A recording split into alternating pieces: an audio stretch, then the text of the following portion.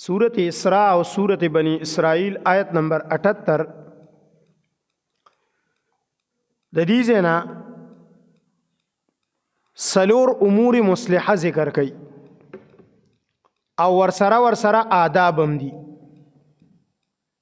उमूर मुस्लिहा माना दादा आगा कारुना चे आगा द इंसान इस्लाह कई इस्लाह आगा कारुना चे आगी सर इंसान दीनदार कीगी परहेजगार और मुत्तकी कीगी आगा कारुना चे आगा द इंसान अखलाक और किरदार टिकई ई तो उमूर मुस्लिहा हुई। पागे की अवलनी सिस चे दे मुंस दे او د منز اوقات او د منز آداب او دا ادبم دی چون کې مخ کې ذکر اصولو د غیر دینو د دشمنانو د تکالیفو و ان کادو لیفتنونک و ان کادو لیستفزونک اغی نزدې دي طرف ته چې تا به کم دینو وباسي تا به کم دینو دوکه کی تا ته به تکالیف در کوي تا باندې به کم دینو فتوی لګي تا ته به هغې باندې تکلیف رسی وی که تا ته د دوی په دغه اعمالو باندې د دوی په دغه اقوالو باندې د دوی په دغه کردار باندې څه تکلیف رسیږي نو تا ته چې کم دینو چل خیم چل داري چې ته مونځ کوه ته مونځ کوه سورت بقره آیت نمبر 45 کی ویلو واستعینوا بالصبر والصلاة امداد او مدد حاصل وا د الله تعالی نه په صبر او په مانځه یو صبر کوا او بل مونږ کوا په صبر او په مانځه باندې چې کوم دینو امداد حاصل وا او دا کار چې دی دا په صبر باندې او په مانځه باندې امداد د الله حاصلول دا ډیر ګران دی وَإِنَّهَا لَكَبِيرَةٌ إِلَّا عَلَى الْخَاشِعِينَ دا کار ګران دی خو خشوع کوونکو ته متقیانو پرهیزګارو ته الله آسان کړی دی سورت بقره آیت نمبر 153 کې فرمایي واستعینوا بالصبر والصلاة ان الله مع الصابرین په منځ او په صبر باندې د الله امداد حاصل وا او الله صبرناکو سره دی سورت حجر آیت نمبر 97-98 کی فرمائی نحن اعلم منگ تا پتا دا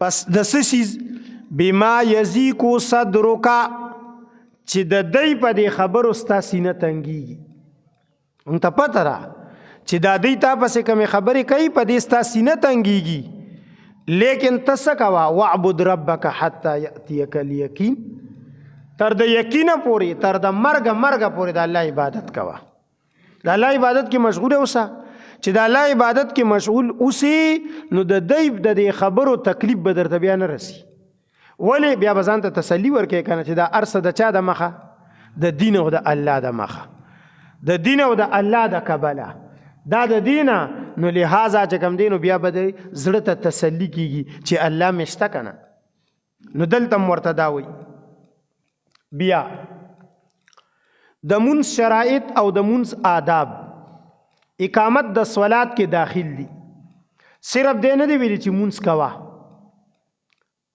صلو یصلو تصلو ادو الصلاة یؤدون الصلاة دا نه وی څه وی اقیموا الصلاة یقیمون الصلاة اقیم الصلاة اقیموا الصلاة دا وی اقامت د صلات دی ته وی علما فرمای چې یو خو به مونځ په خپل وخت کې بې وخته به نه کې مونځ په خپل وخت دویم مونځ به د جمع سره کې فرض دریم مونځ به د آدابو د شرائطو مطابق کې او دس به ورته کې دا شان مونځ به په کلاره کې روکو سجیده قرات د دې ټولو سیزونو به خیال ساتي دې ته اقامت صلات وي ځکه ویلي دي اقم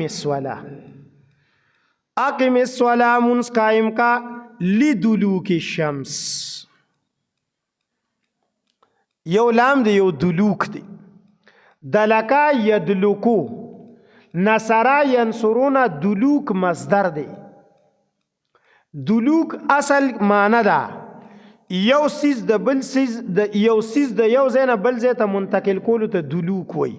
اوچت که د یو ځای نه بل ځای کېده دې ته دلوک وای. بیا دا د مګلو په معنی باندې مرازي. مګل ته دلک وای. دلکه یدلکو مګل. نو دې ته مګلو کې هم داسي چې لاس دې دې ځای کېښودلو نو بیا چې دا بل پې مګې نو خو داسې به منتقل کې که نه نقل دی پکې. بلکې علماو ذکر کړي چې دال او لام دا دوه ټکي چې په کم کلمه کې راځي په هغې کې به د نقل معنی پرته وي. لکه دلک، دلج، دلغ، دلح دا ټول د نقل و حرکت په معنی باندې دي. نو دلوک دلته بیا د دلوک څه معنی ده؟ دلته د دلوک معنی دوه دي. یو د دلوک معنی د غروب ډوبېدل. نور چې کوم دی نو پرېوته، موږ ورته په پښتو کې نور غورځېدلی دی. نو دې ته دلوک وایي. او دویم چې کوم دی نو دلوک په معنی د مائله کېدو، د کږېدو، د زائله کېدو. چې یو سیز چې کوم دی نو د یو حالت نه بل حالت طرف ته داسې لغونته کې ټیټ شي. لکه دا لوډ سپیکر مو چې کوم دی د بره نه داسې راښکته کو نو دې ته ویل کېږي چې کوم دی نو څه شي دلوک. نو د دې نه د اسمان کې د انور چې ولاړي په وخت د ماسپښین او بالکل د اسمان په دې مینځ شي نو دغه وخت د مونځ منع دی، ممنوع وخت دی. نو د هغې نه پس چې کله دی مغرب طرف ته معمولي غونته کې ووړي نو دې ته زوال وایي. دغه زوال دی دلته نوم کېښودلو دلوک. دا معنی چې کوم دی نو مفسرینو ډېره غوره کړې ده. امام ابن کثیر پې چې کوم دی نو روایتونه هم راوړي دي او ذکر کړي چې دلته دغه معنی چې کوم دی نو ډېره مناسب ده او معنی هم دغه مراد ده او یې یو پیدم پرته ده. که دلته تېنه معنی د غروب واخلو نو یو د ماښام مونځ به تېنه ثابت شي چې اقم الصلاة لدلوک الشمس مونځ قائم کا په وخت د غروب شمس کې یا پس د غروب شمس نه یا د وجه د غروب شمس نه یا د سبب د غروب شمس نه نو دا به چې کوم دی نو شي نو بیا به صرف یو د ماښام مونځ پکې ثابت شي. او که واخلو تېنه دلوک نه مراد چې کوم دی نو میلان او کږېدل نو د دې نه به د ماسپښین، مازدیګر او د ماښام درې واړه مونځونه ثابت شي. او غسق اللیل نه به د ماسخوتن مونځ ثابت شي. او د قرآن الفجر نه به د سار مونځ ثابت شي. نو مونځونه به څو شي؟ پنځه مونځونه به ثابت شي. بعضې بېدینه خلک هغوی مستشرقین هغوی ته وایي، هغوی انکار کوي د پنځو مونځونو نه. وی په قرآن کې د پنځو مونځونو ذکر نشته. دوه مونځونه دي، یو سار او یو مازدیګر یا ماښام. هغوی چې کوم دی نو دغې باندې ذکر کوي. او قادیانی ملعون به درې مونځونه یادول. نو دلته نه چې کوم دی نو پنځه مونځونه ثابت شول. داسې په مختلفو موقعو پنځه مونځونه ثابت شوي دي. اب راځي ځای په ځای باندې نو دلته کې هم چې کوم دی نو راغلل. بیا دی لیدلوک کې دا لام چې دی دا لام یا په معنی د بعد دی، بعد. نو بیا په معنی دا شي اقم الصلاة لدلوک الشمس، اقم الصلاة بعد دلوک الشمس. مونځ کوا پس د دلوک شمس نه او د دلوک شمس نه مراد واغستلو چې کوم دی نو چې مونځ د دې نه مراد دی کږېدل. چې نور کوک شي مغرب طرف ته نو مونځ شروع کا. نو د ماسپښین مونځ وکړه، بیا دمه وکړه، بیا خپل کار وکړه، بیا د خپل کور سودا پوره کا. بیا به د مازدیګر اذان وکړي نو د مازدیګر مونځ وکړه. بیا ورپسې چې کوم دی نو سماته ګوډه وکړه. نو بیا د ماښام مونځ وکړه. نو بیا الی غسق اللیل ته به د ماسخوتن مونځ وکړي. ځکه غسق ویل کېږي چې کوم دی نو تیاره ته وایي، شپک رڼا ته وایي او غسق تیاره ته وایي. نو یو معنی دا شوله. بل معنی دار چې دا لام دلته کې په معنا د وقت دی د وقت. اقم الصلاة لدلوک الشمس، اقم الصلاة وقت دلوک الشمس، منس قائم کا په وخت د دلوک شمس کم ځای پورې الی غسق الليل تر د غسق الليل پورې. یا د لام ته اجلیه وی اجلیه. بیا به معنی دا شي چې اقم الصلاة لاجل دلوک الشمس، منس قائم کا د وجه د دلوک شمس نا.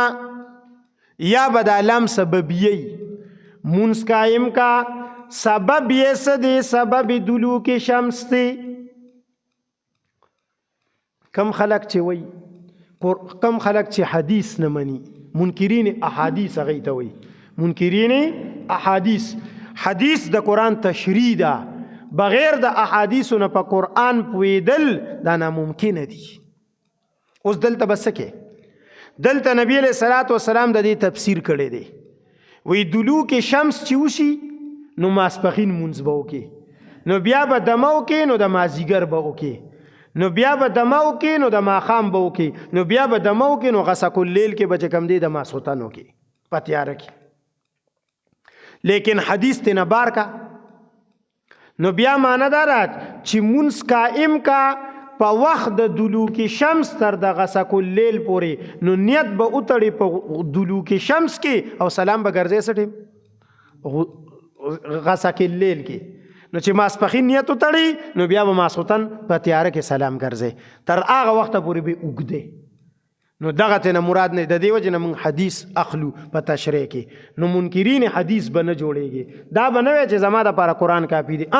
قرآن او حدیث دواړه چې یو ځای شي بیا کافي دي. قرآن او حدیث چې دواړه یو ځای شي بیا کافي دي، ځکه چې نبی علیہ السلام ویلي دي چې کافي دي. نبی علیہ السلام ویلي دي چې کافي دي. نبی علیہ السلام په وخت د وفاتو فرمایل چې انی ترکت فیکم امرین، زه دوه کارونه په تاسو کې پرېږدم، کتاب الله و سنتي. یو کتاب د الله او بل طریقه وی زما. بس د الله کتاب او نبی علیہ السلام وی زما طریقه. نو چې پیغمبر طریقه شي او د الله کتاب شي بس خبره ختمه شوه. نو هلته بیا نه دی ویلي چې زه به تاسو ته قاعده او لیډر او څوک بل څوک او بل څوک او بل څوک او شیخ الحدیث او شیخ القرآن درته پرېږدم. نه، بس کتاب الله. نو که د شیخ الحدیث او شیخ القرآن خبره د کتاب د الله سره او د سنت د رسول الله سره موافق او برابر وه، نو بس آمنا وسلمنا د شیخ الحدیث سیب چپلې زمونږ د سرتاج. او که برابر نه وه خپل کار به کوي، خپل کار به کوي. څوک به ورته وایي شیخ الحدیث او څوک دا ټول نمونه ځان له خپله یو بل ایښي دي. وایي ته به ما له شیخ الحدیث وایي، زه به له شیخ القرآن وایم. ته به ما ته شیخ الاسلام وایي، زه به له شیخ العرب والعجم وایم. دا خپله ځان له نمونه ایښي دي. په خبرو څه ما سمیتموها الا آباؤکم، دا نمونه تاسو ستاسو پلارانو او تاسو چې کوم دی نو ایښي دي ورته. نو دلته کې چې کوم دی نو دا نو دې ذکر کړل. اقم الصلاة منس قائم کې لدلوک الشمس د نور د کګېدو په وخت باندې الی غسق الليل په وقفه باندې تر د شپې د تیار پورې. په وقفه باندې د شپې ټیک شو کنه، په وقفه باندې د شپې د تیار پورې. نو څلور منځونه شول. غسق الليل نه مراد چې کوم دی نو ماسخوتن شو. وقرآن الفجر او د سار منځم چې کوم دی نو کوي، خو د سار منځ ته نوم څه کېښودو؟ قرآن فجر کېښودو. فجر خو سار ته وایي که نه، او قرآن ورسره ټچ کو. دا ولې علما وایي دا ځکه چې د سار په مانځه کې عام طور سره قرت زیاتی. د سار په مانځه کې عام طور سره قرت سی زیاتی. نو د دې وجه نه او قرت چې دا د منځ رکن اعظم دی، غټ رکن د منځ چې دی نو هغه څه شی دی؟ قرت دی. نو د دې وجه نه چې کوم دی نو هغې ته نوم کېښودلو قرآن فجر، او هغې ته قرآن فجر وي. اسې د منځونو کې د تلاوت او د قرت چې کوم دی نو طریقې کار چې دی هغه دا دی چې په احادیثو نه ثابت دی او فقهاو چې کوم نقل کړی دی نو هغه درې قسمې د قرآن سورتونه ګرځولي دي. مفصلات ورته وایي. نو یو دی طوال مفصل، دویم دی اوسات مفصل، او دریم دی قصار مفصل. طوال مفصل چې دی دا د شپږیشتمې سپارې د اخیری صورت نه چې هغې ته صورت زاریات وایي. والزاریات ذروه فالحاملات وقرا. د سورت زاریات نه واخلي تر د سورت بروج پورې دی. والسماء سار چې مونږ کوم ویلي والسماء ذات البروج دې ځای پورې دې ته طوال مفصل وي. رسول الله صلی الله علیه وسلم به عام منځونو کې په دغه سورتونو کې یو سورت په یو رکعت کې وي. نو په دې کې عام سورتونه د 3 رکوګانو یا د 2 رکوګانو دي او دغه یو څو سورتونه لکه سورت بروج شو او د سورت بروج نه مخکې سورت متوففین، سورت انشقاق، سورت تکویر، سورت انفطار او سورت عبس دا یو رکو ده. بیا ور نور ټول چې کوم دینو اخوا 2 رکو بیا چې شپږ وشتمې سپارې ته راځي بیا 3 رکو جوړیږي. نو دا به نبی علیہ السلام په یو رکعت کې وي. د سورت بروج نه بیا چې کوم دینو دا شروع کیږي تر د سورت بینه پورې. سورت بینه پورې چې کوم دینو دی لم یکن الذین کفروا من اهل الكتاب والمشرکین حتی تأتیهم البینه. د سورت بینه پورې دی ته اوسات مفصل وي. بیا د سورت بینه نه والی تر د آخر والناس پورې دی ته چې کوم دینو قصار مفصل وي. قصار لنډ ته وي. نو بیا طوال مفصل چې دی دا د سار او د ماسپخین په منځ کې دي. زمونږ ماسپخین مونځ د سنتو نه خلاف دی. زمونږ د ټولو زما اول د ماسپخین مونځ زمونږ د سنتو نه خلاف دی. د ماسپخین په مونځ کې چې کوم دی رکعتونه د سار د مونځ په شان اوږده پکار دي. زیات تلاوت پکې پکار دی. په خبرو رسېلي. نو دې دواړو کې طوال مفصل دی. د مازیګر او د ماسخوتن په منځ کې اوسات مفصل دی. وګوره سورت بروج نه تر دا غځې پورې نو دې کې هل اتاک حدیث الغاشیه دی والسماء والطارق دی سبح اسم ربک الاعلى دی والفجر دی او والشمس والضحى دی والليل اذا يغشى دی دا چې کوم دی والتین دی دا سورتونه دی. بس دا پکې یو رکعت کې وایا. او بیا د ماخام په منځ کې قصار مفصل دی. نو دغه واړه او که د بل ځای نه وي نو دغه شانتې چېرته 5-6 آیاتونه دومره چې کوم دی نو ده.